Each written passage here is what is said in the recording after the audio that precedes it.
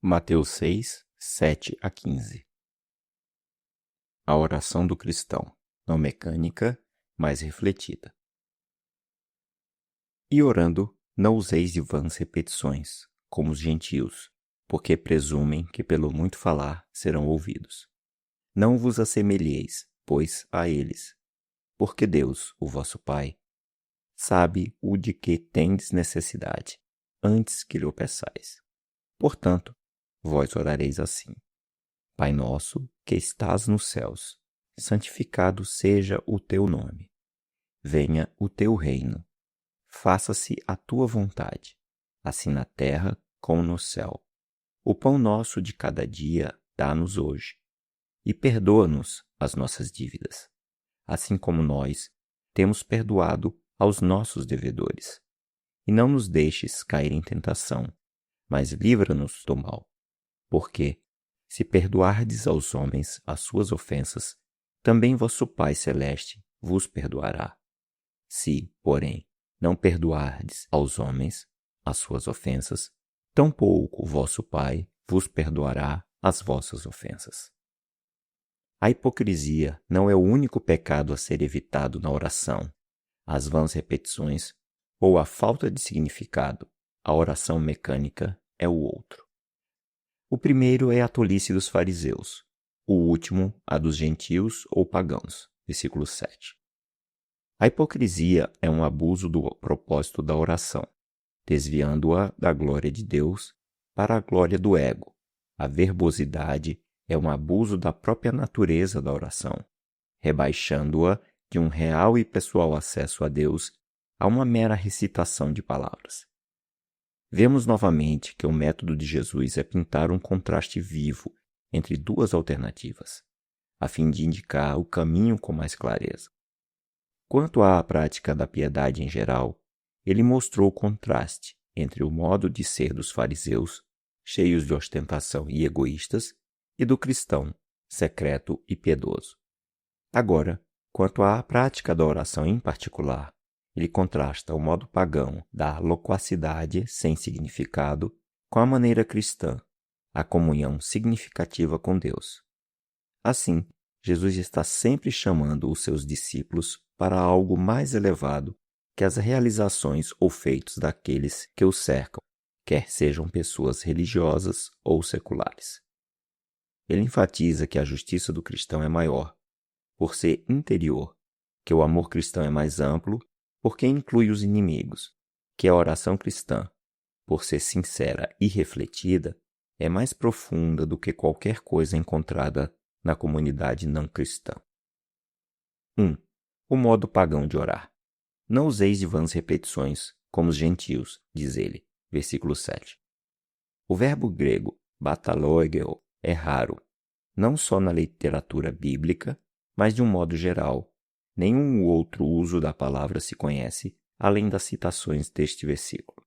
Por isso, ninguém sabe ao certo de onde se deriva e qual é o seu significado.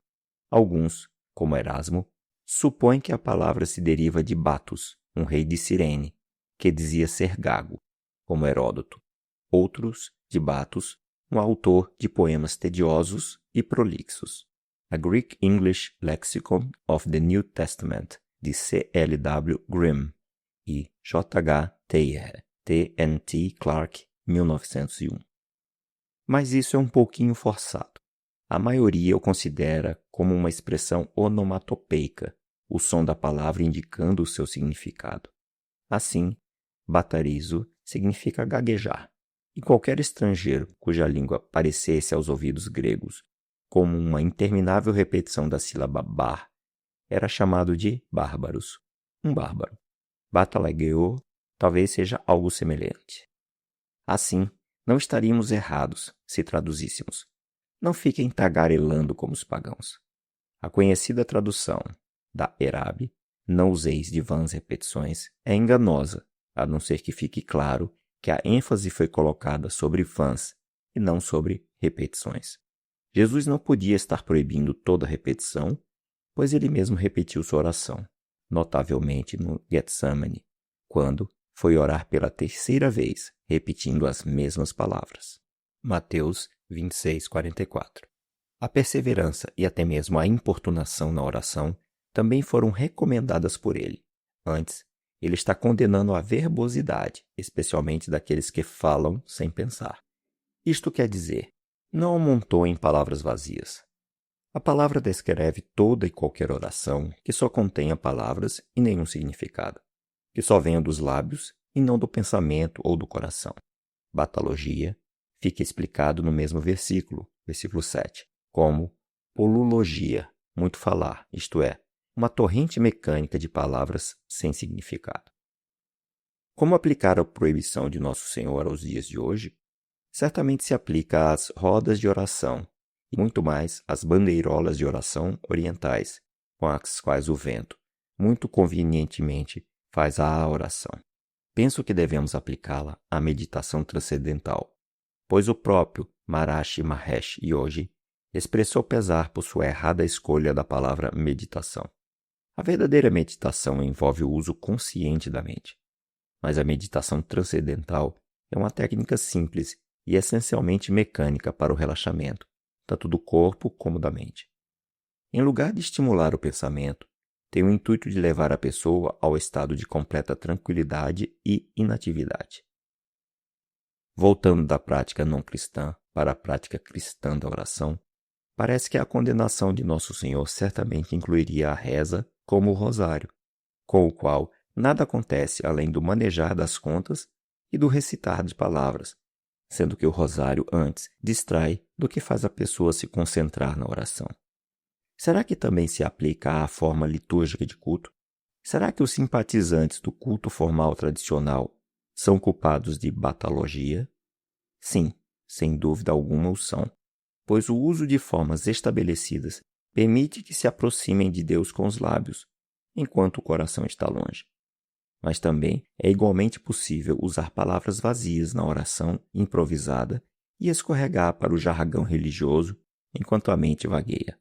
Resumindo, o que só então poderemos aproximar-nos de nosso amoroso Pai no céu com a devida humildade, devoção e confiança.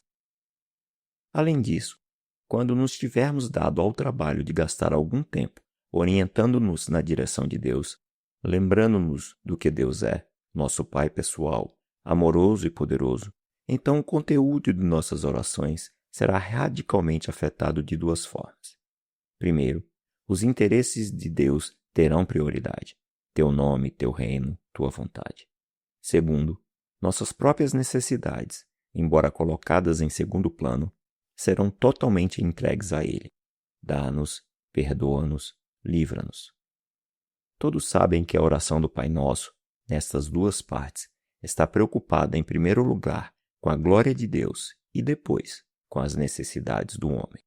Mas acho que foi Calvino, o primeiro comentarista a sugerir um paralelo com os 10 mandamentos, páginas 316 a 321, pois eles também estão divididos em duas partes e expressam a mesma prioridade. A primeira tábua esboça nossos deveres para com Deus e a segunda, nossos deveres para com o nosso próximo. Os 3 primeiros pedidos na oração do Pai Nosso expressam a nossa preocupação com a glória de Deus em relação ao seu nome, ao seu governo e à sua vontade. Se o nosso conceito de Deus fosse de alguma força impessoal, então, naturalmente, ele não precisaria ter um nome pessoal, governo ou vontade pelo qual devêssemos zelar. Repito, se pensássemos nele como o máximo dentre de nós mesmos, ou como a base de nosso ser, seria impossível distinguir entre as suas preocupações e as nossas. Mas se ele realmente é nosso Pai que está nos céus, o Deus pessoal de amor e poder totalmente revelado em Jesus Cristo, o Criador de tudo, que se preocupa com as criaturas que criou e com os filhos que redimiu, então, e só então, se torna possível, na verdade, é essencial, dar prioridade aos seus interesses e preocupar-se com o seu nome, com o seu reino e com a sua vontade. O nome de Deus não é uma simples combinação das letras D, E, U, S. O nome representa a pessoa que o usa, o seu caráter e a sua atividade. Portanto, o nome de Deus é o próprio Deus, como ele é em si mesmo e se tem revelado. Seu nome já é santo, porque é separado e exaltado acima de qualquer outro nome. Mas nós oramos que ele seja santificado, tratado como santo, porque desejamos ardentemente que a devida honra lhe seja dada, isto é, aquele cujo nome representa, em nossas próprias vidas, na Igreja e no mundo. O reino de Deus é o seu governo real. Repetimos, como ele já é santo, também é rei, reinando em soberania absoluta sobre a natureza e sobre a história. Mas quando Jesus veio, anunciou um aspecto novo e especial do governo real de Deus, com todas as bênçãos da salvação e as exigências de submissão que o governo divino implica. Orar que o seu reino venha e orar que ele cresça à medida que as pessoas se submetam a Jesus através do testemunho da Igreja e que logo ele seja consumado com a volta de Jesus em glória para assumir o seu poder e o seu reino. A vontade de Deus é boa, aceitável e perfeita. Romanos 12:2. Pois é a vontade de nosso Pai que está nos céus, que é infinito em conhecimento, em amor e em poder. Portanto, resistir-lhe é loucura, e discerni-la, desejá-la e fazê-la é sabedoria. Assim como seu nome já é santo e ele já é rei, também sua vontade está sendo feita no céu. O que Jesus nos incita a orar é que a vida na terra se aproxime o mais possível da vida no céu, pois a expressão na terra como no céu parece aplicar-se igualmente à santificação do nome de Deus, à propagação do seu reino e à consumação da sua vontade. É comparativamente fácil repetir as palavras da oração do Pai Nosso como se fôssemos papagaios ou como parladores pagãos. Contudo, fazer essa oração com sinceridade tem implicações revolucionárias, pois expressam as prioridades do cristão. Estamos constantemente sob pressão para nos conformarmos ao egocentrismo da cultura secular. Quando isso acontece, ficamos preocupados com o nosso próprio pequeno nome. Gostamos de vê-lo gravado em relevo sobre os nossos papéis de carta, ou aparecendo nos cabeçalhos dos jornais, ou de defendê-lo quando é atacado. Também nos preocupa o nosso próprio pequeno império, chefiando, influenciando e manipulando pessoas para fomentarem o nosso ego e a nossa própria vontade tola, sempre desejando as coisas a seu modo e se aborrecendo quando frustrada. Na contracultura cristã, todavia, nossa prioridade máxima não está no nosso nome, no nosso reino e na nossa vontade, mas em Deus. Fazer tais petições com integridade é um teste para sondar a realidade e a profundidade de nossa profissão de fé cristã. Na segunda metade da oração do Pai Nosso, o adjetivo possessivo passa de teu para nosso, quando passamos das coisas divinas para as nossas próprias. Tendo expressado nossa ardente preocupação com sua glória, expressamos agora nossa humilde dependência da sua graça. Quando compreendemos verdadeiramente que o Deus a quem oramos é o Pai Celeste e o grande Rei, colocamos nossas necessidades pessoais em segundo lugar e subsidiário, sem contudo eliminá-las. Deixar de mencioná-las na oração, alegando que não queremos aborrecer a Deus com tais trivialidades, é um grande erro, como também o seria deixar que elas dominassem nossas orações. Visto que Deus é nosso Pai que está nos céus e que nos ama como o amor de Pai, Ele está preocupado com o bem-estar total de seus filhos e deseja que lhes apresentemos as nossas necessidades de alimento, de perdão e de livramento do mal, confiando nele. O pão nosso de cada dia dá-nos hoje. Alguns comentaristas do passado não conseguiam crer que Jesus pretendesse que o nosso primeiro pedido fosse literalmente o pão para o corpo. Parecia-lhes impróprio, especialmente depois dos 3 nobres pedidos iniciais pela glória de Deus, que pudéssemos descer tão abruptamente a uma preocupação tão mundana e material. Por isso, alegorizavam a petição. Diziam que o pão a que ele se referia devia ser espiritual. Os primitivos pais da igreja, como Tertuliano, Cipriano e Agostinho, pensavam que a referência era ao pão invisível da palavra de Deus. É uma expressão de Agostinho. Ele começa fazendo uma lista de 3 outras interpretações alternativas a saber. Todas aquelas coisas que atendem às necessidades dessa vida. O sacramento do corpo de Cristo e o alimento espiritual, isto é, os preceitos divinos que devemos diariamente buscar e nos quais devemos meditar. Ele mesmo preferia a última explicação, mas concluiu que se alguém deseja entender pão nosso de cada dia, como referindo-se também ao alimento necessário ao corpo ou aos sacramentos do corpo do Senhor, então devemos tomar todas as três coisas em conjunto, isto é, devemos pedir todas essas coisas juntas com o pão nosso de cada dia, o pão necessário para o corpo, o pão visível santificado, a Santa Comunhão, e o pão invisível da Palavra de Deus. Capítulo 6, páginas 25 a 27. Ou a ceia do Senhor. Jerônimo traduziu a Vulgata, a palavra grega usava para cada dia, com um monstruoso adjetivo substancial. Ele também se referia à Santa Comunhão. Devemos ser agradecidos pelo entendimento maior, equilibrado e bíblico dos reformadores.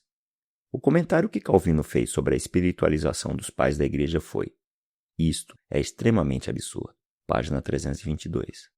Lutero teve a sabedoria de ver que pão era um símbolo de todas as coisas necessárias para a preservação desta vida, como o alimento, a saúde do corpo, o bom tempo, a casa, o lar, a esposa, os filhos, um bom governo e a paz. Página 147. E, provavelmente, deveríamos acrescentar que com pão, Jesus quis se referir às necessidades e não aos luxos da vida. O pedido para que Deus nos dê o nosso alimento não impede, é claro, que as pessoas ganhem a sua própria vida, que os agricultores tenham de arar, semear e colher a fim de fornecer os cereais básicos, nem nos isenta da ordem de nós mesmos alimentarmos os famintos. Mateus 25:35. Pelo contrário, é uma expressão de dependência máxima de Deus que normalmente usa meios humanos de produção e distribuição através dos quais ele realiza os seus propósitos. Mais ainda, parece que Jesus queria que seus discípulos tomassem consciência de uma dependência diária. O adjetivo epiousis em pão nosso de cada dia era tão completamente desconhecido dos antigos que Orígenes pensava que os evangelistas o tivessem criado. Moulton e Milgrom são da mesma opinião nessa nossa geração. The Vocabulary of the Greek Testament, de J. H. Moulton e G. Milgrom, Roder, 1949. Provavelmente deveria ser traduzido por deste dia de hoje ou do dia seguinte. Seja qual for a forma correta, é uma oração pelo imediato e não pelo futuro distante. Como A. M. Hunter comenta, feita de manhã, esta oração pede o pão para o dia que está começando. Feita à noite, pede o pão de amanhã. Página 75. Assim, devemos viver um dia de cada vez. O perdão é tão indispensável à vida e à saúde da alma como o alimento para o corpo. Por isso, o pedido seguinte é: perdoa-nos as nossas dívidas. O pecado é comparado a uma dívida, porque merece o castigo. Mas quando Deus perdoa o pecado, ele cancela a penalidade e anula a acusação que há contra nós. A adição das palavras, como nós temos perdoado aos nossos devedores, está mais enfatizada nos versículos 14 e 15, que se seguem à oração e declaram que o nosso Pai nos perdoará se perdoarmos aos outros, mas não nos perdoará se nos recusarmos a perdoar aos outros. Isto certamente não significa que o perdão que concedemos aos outros garante-nos o direito de sermos perdoados. Antes, Deus perdoa somente o arrependido, e uma das principais evidências do verdadeiro arrependimento é um espírito perdoador. Quando nossos olhos são abertos para vermos a enormidade de nossa ofensa cometida contra Deus, as injúrias dos outros contra nós parecem, comparativamente, muitíssimo insignificantes. Se, por outro lado, temos uma visão exagerada das ofensas dos outros, é uma prova de que diminuímos muito a nossa própria. A disparidade entre o tamanho das dívidas é o ponto principal da parábola do credor incompassivo. Mateus 18, 23 a 35. Sua conclusão é: perdoei-te aquela dívida toda, que era imensa. Não devias tu, igualmente, compadecer-te do teu conservo, como também eu me compadeci de ti? Versículo 33. Os dois últimos pedidos deveriam talvez ser entendidos como os aspectos negativo e positivo de um único pedido. Não nos deixes cair em tentação, mas livra-nos do mal. O pecador cujo mal praticado no passado foi perdoado anseia ser libertado de sua tirania no futuro. O sentido geral do pedido é claro, mas 2 problemas se levantam. Primeiro, a Bíblia diz que Deus não nos tenta. Na realidade, não pode nos tentar com o mal. Tiago 1,13. Portanto, que sentido tem orar que ele não faça o que já prometeu nunca fazer?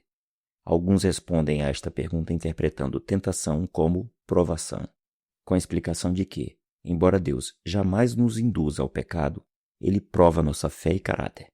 Isto é possível. Uma explicação melhor parece-me que é entender: não nos deixes cair à luz de sua correlativa, mas livra-nos. E o mal deveria ser traduzido por o maligno, como em 13:19. Em outras palavras, é o diabo que está sendo considerado, que tenta o povo de Deus a pecar, e do qual precisamos ser livrados. O segundo problema refere-se ao fato de que a Bíblia diz serem a tentação e a provação 2 coisas boas para nós. Meus irmãos, tende por motivo de toda alegria o passardes por várias provações ou tentações. Tiago 1,2. Se elas são benéficas, por que deveríamos orar para que não ficássemos expostos a elas? A resposta provável é que a oração é mais no sentido de podermos vencer a tentação do que de a evitarmos. Talvez poderíamos parafrasear todo o pedido assim: não permitas que sejamos induzidos à tentação que nos possa derrotar, mas livra-nos do maligno. Assim, por trás dessas palavras que Jesus nos deu para orar, encontramos a implicação de que o diabo é forte demais para nós, que somos fracos demais para enfrentá-lo, mas que o nosso Pai Celeste nos livrará se o invocarmos. Os 3 pedidos que Jesus coloca em nossos lábios são magnificamente completos. Incluem, em princípio, todas as nossas necessidades humanas, materiais, o pão de cada dia, espirituais, perdão de pecados, e morais, livramento do mal. O que fazemos sempre que proferimos esta oração é expressar nossa dependência de Deus em cada setor da vida humana. Além disso, um cristão trinitário é levado a perceber nestes 3 pedidos uma alusão velada à Trindade, uma vez que é através da criação do Pai e de sua providência que recebemos o nosso pão de cada dia, e é através da morte expiatória do Filho que recebemos o perdão, e é através do poder do Espírito que habita em nós que somos livrados do maligno. Não nos causa admiração que alguns manuscritos antigos, embora não os melhores, terminem com a doxologia, atribuindo a este Deus triuno o reino e o poder e a glória, os quais somente a ele pertencem.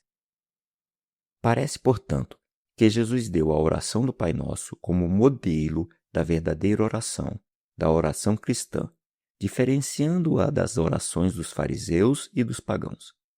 Na verdade, qualquer pessoa poderia recitar o Pai Nosso hipócrita ou mecanicamente, ou de ambas as formas. Mas, se pensamos no que dizemos, então a oração do Pai Nosso é a alternativa divina para as outras 2 formas da falsa oração. O erro dos hipócritas é o egoísmo. Até mesmo em suas orações, estão obcecados com sua própria imagem e com o efeito que ela produzirá naqueles que os observam. Mas, na oração do Pai Nosso, os cristãos estão obcecados com Deus, com o seu nome, com o seu reino e com a sua vontade, não com o nosso nome, reino e vontade. A verdadeira oração cristã sempre consiste numa preocupação com Deus e sua glória. Portanto, é exatamente o oposto do exibicionismo dos hipócritas, que usam a oração como veículo de sua própria glória. O erro do pagão é a irracionalidade. Ele simplesmente prossegue tagarelando suas palavras litúrgicas sem significado. Ele não pensa no que está dizendo, pois sua preocupação é com o volume, não com o conteúdo. Mas Deus não se deixa impressionar com verborragia. Em oposição a esse disparate, Jesus nos convida a levarmos ao conhecimento de nosso Pai Celeste uma ponderação humilde, todas as nossas necessidades, expressando assim nossa dependência diária dele. Assim, a oração cristã contrasta com as alternativas não cristãs. É teocêntrica, preocupada com a glória de Deus, em contraste com o egocentrismo dos fariseus, preocupados com a sua própria glória. E é inteligente, expressão de uma dependência racional, em contraste com as recitações mecânicas dos pagãos. Portanto, quando nos aproximamos de Deus para orar, não o fazemos hipocritamente como os atores de teatro, que buscam o aplauso dos homens, nem mecanicamente como os pagãos tagarelas, cujo pensamento não acompanha os seus balbucios. Devemos fazê-lo de forma racional, humilde e confiante, como criancinhas diante de seu pai. Veremos que a diferença fundamental entre os diversos tipos de oração está nas imagens fundamentalmente diferentes de Deus que há por trás deles. O erro trágico dos fariseus e dos pagãos, dos hipócritas e dos que não conhecem a Deus está na falsa imagem que têm de Deus. Na verdade, nenhum deles pensa realmente em Deus, pois o hipócrita pensa apenas em si mesmo, enquanto que o pagão pensa em outra coisa. Que tipo de Deus seria este? Poderia interessar-se por tais orações egoístas ou sem sentido? Será Deus um utensílio que podemos usar para fomentar o nosso próprio status? Ou um computador que podemos alimentar mecanicamente com as nossas próprias palavras? Voltemo-nos destas noções desonrosas, com alívio, para o ensinamento de Jesus, que disse ser Deus o nosso Pai que está no céu. Precisamos nos lembrar de que Ele ama seus filhos com a mesma terna afeição que Ele vê os seus filhos até no lugar secreto, que Ele conhece os seus filhos e todas as suas necessidades antes que eles lhe apresentem, e que Ele age em benefício dos seus filhos com seu poder celestial e real. Se permitirmos que as Escrituras formem assim nossa imagem de Deus, se nos lembramos do seu caráter e cultivamos sua presença, jamais oraremos com hipocrisia, mas sempre com integridade. Nunca mecanicamente, mas sempre racionalmente, como filhos de Deus que somos.